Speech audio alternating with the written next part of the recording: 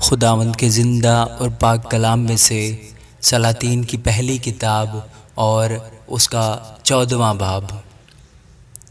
اس وقت یروبام کا بیٹا ابیہ بیمار پڑا، اور یروبام نے اپنی بیوی سے کہا، ذرا اٹھ کر اپنا بھیس بدل ڈال تاکہ پہچان نہ ہو سکے کہ تو یروبام کی بیوی ہے، اور سیلا کو چلی جا۔ دیکھ، اخیا نبی وہاں ہے جس نے میری بابت کہا تھا کہ میں اس قوم کا بادشاہ ہوں گا۔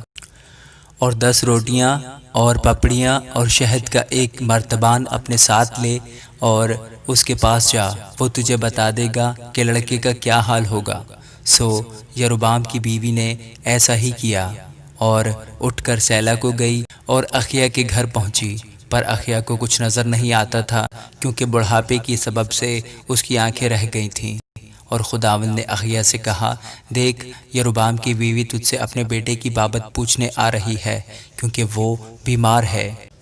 سو تو اس سے یوں کہنا، کیونکہ جب وہ اندر آئے گی تو اپنے آپ کو دوسری عورت بنائے گی۔ اور جیسے ہی وہ دروازے سے اندر آئی اور اخیا نے اس کے پاؤں کی آہٹ سنی تو اس نے اس سے کہا، اے یروبام کی بیوی، اندر آ،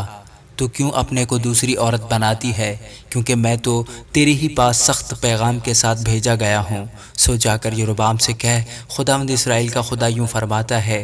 حالانکہ میں نے تجھے لوگوں میں سے لے کر سرفراز کیا اور اپنی قوم اسرائیل پر تجھے بادشاہ بنایا، اور داؤد کے گھرانے سے سلطنت چھین لی اور تجھے دی، تو بھی تو میرے بندہ داؤد کی مانند نہ ہوا، جس نے میرے حکم مانے اور اپنے سارے دل سے میری پیروی کی، تاکہ فقط وہی کرے جو میری نظر میں ٹھیک تھا۔ پر تو نے ان سبھوں سے جو تجھ سے پہلے ہوئے زیادہ بدی کی، اور جا کر اپنے لیے اور معبود اور ڈھالے ہوئے بت بنائے تاکہ مجھے غصہ دلائے، بلکہ تو نے مجھے اپنی پیٹھ کے پیچھے پھینکا۔ اس لیے دیکھ، میں یروبام کے گھرانے پر بلا نازل کروں گا، اور یروبام کی نسل کے ہر ایک لڑکے کو، یعنی ہر ایک کو جو اسرائیل میں بند ہے، اور اس کو جو آزاد چھوٹا ہوا ہے، کاٹ ڈالوں گا،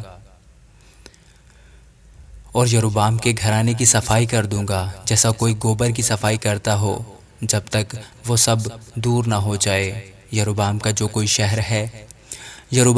کوئی شہر میں مرے گا اسے کتے کھائیں گے، اور جو میدان میں مرے گا اسے ہوا کے پرندے چٹ کر جائیں گے، کیونکہ خداوند نے یہ فرمایا ہے۔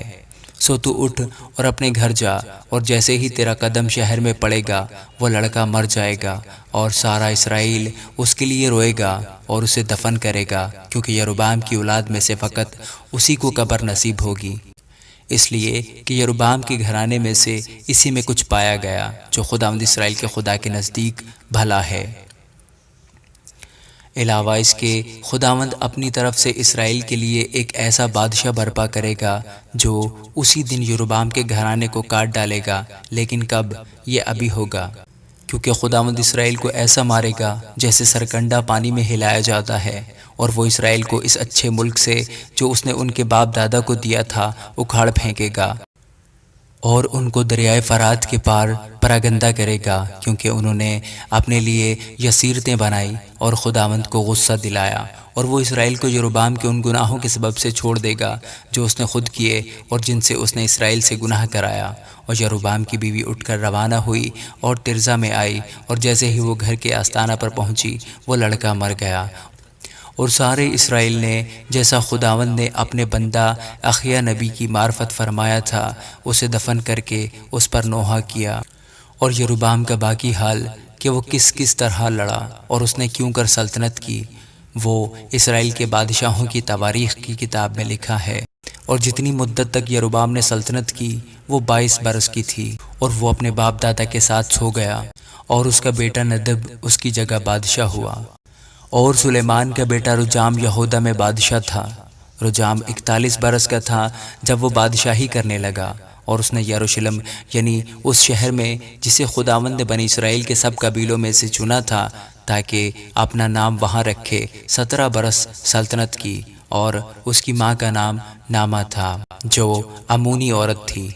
اور یہودا نے خداوند کے حضور بدی کی، اور جو گناہ ان کے باپ دادا نے کیے تھے ان سے بھی زیادہ انہوں نے اپنے گناہوں سے جو ان سے سرزد ہوئے اس کی غیرت کو برانگیختہ کیا، کیونکہ انہوں نے اپنے لیے ہر ایک اونچے ٹیلے پر اور ہر ایک ہرے درخت کے نیچے اونچے مقام اور ستون اور یسیرتیں بنائیں۔ اور اس ملک میں لوطی بھی تھے، وہ ان قوموں کے سبب مکروہ کام کرتے تھے جن کو خداوند نے بنی اسرائیل کے سامنے سے نکال دیا تھا۔ اور رہبام بادشاہ کے 5ویں برس میں شاہ مصر سیسک نے یروشلم پر چڑھائی کی۔ اس نے خداوند کے گھر کے خزانوں اور شاہی محل کے خزانوں کو لے لیا، بلکہ اس نے سب کچھ لے لیا، اور سونے کی وہ سب ڈھالیں بھی لے گیا جو سلیمان نے بنائی تھیں۔ اور رہبام بادشاہ نے ان کے بدلے پیتل کی ڈھالیں بنائی اور ان کو محافظ سپاہیوں کے سرداروں کے سپرد کیا جو شاہی محل کے دروازے پر پہرا دیتے تھے۔ اور جب بادشاہ خداوند کے گھر میں جاتا تو وہ سپاہی ان کو لے کر چلتے اور پھر ان کو واپس لا کر سپاہیوں کی کوٹری میں رکھ دیتے تھے۔ اور رہبام کا باقی حال اور سب کچھ جو اس نے کیا، سو کیا وہ یہودا کے بادشاہوں کی تواریخ کی کتاب میں لکھا نہیں ہے؟ اور رہبام اور یروبام میں برابر جنگ رہی، اور رہبام اپنے باپ دادا کے ساتھ سو گیا اور داؤد کے شہر میں اپنے باپ دادا کے ساتھ دفن ہوا۔ اس کی ماں کا نام نعمہ تھا جو امونی عورت تھی، اور اس کا بیٹا ابیام اس کی جگہ بادشاہ ہوا۔ آمین۔